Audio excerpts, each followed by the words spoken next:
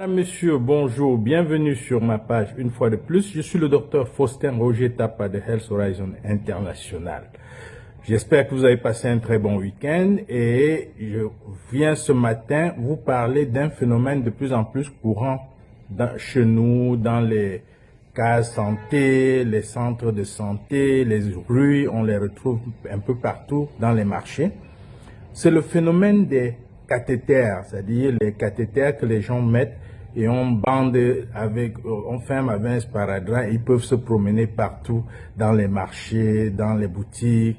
Et c'est devenu un peu la mode, quoi. C'est même un élément de galanterie pour certains.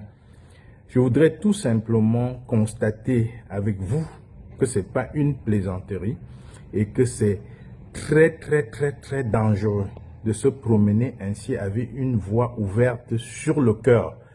Sachez que le cathéter ouvre dans une veine et que la veine conduit le sang directement au niveau du cœur. Si vous ne le saviez pas, sachez-le maintenant. Et que ce sang, s'il est contaminé, ça va directement à l'organe le plus sensible que vous pouvez avoir.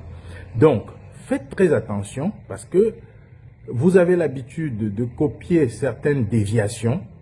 Aucun personnel de santé digne de ce nom ne va demander à un malade de se balader avec un cathéter en main pour attendre la prochaine perfusion et revenir.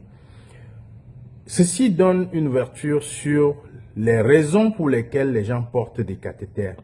Vous allez voir que dans la plupart du temps ici, les gens après 2 jours, 1 semaine, 2 semaines de maladie, vont à l'hôpital, font ce qu'ils appellent le test de Vidal et on dit qu'ils ont la fièvre typhoïde.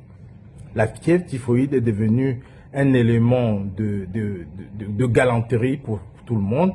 C'est-à-dire, quand tu dis ça, ça veut dire qu'effectivement, tu es très malade et que tu as trouvé la solution. Je suis désolé de vous apprendre ici que le test de Vidal n'est pas apte à détecter la typhoïde. C'est dommage, mais il faut le croire.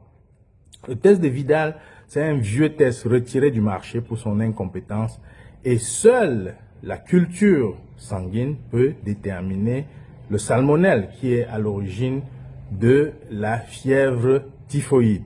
Donc, la plupart du temps, qu'est-ce qui se passe? C'est le palu maltraité.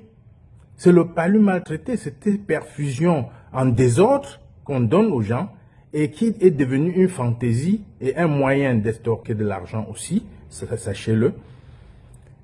Pour faire une perfusion de quinine normale chez un malade, il faut la faire en 3 fois, en 24 heures.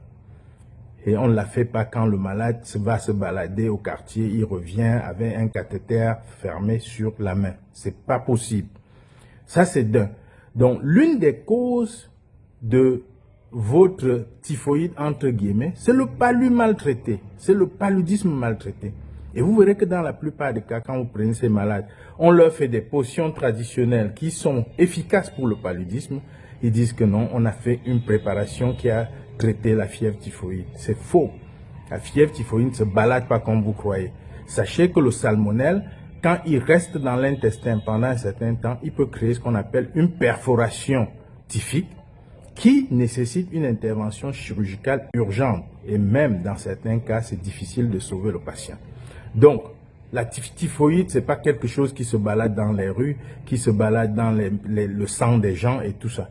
Donc, on entend même les gens dire « j'ai la fièvre typhoïde dans le sang ». Faites très attention. Il faut comprendre que un métier est fait pour une raison et qu'il y a les hommes de métier. On ne s'aventure pas dans un domaine. L'imposture dans le domaine de la santé est devenue tellement grand chez nous qu'on ne sait même plus où mettre la tête. Mais sachez qu'il y a des pratiques qui sont très dangereuses pour votre santé. Cessez de passer à la perfusion quand vous avez du palu.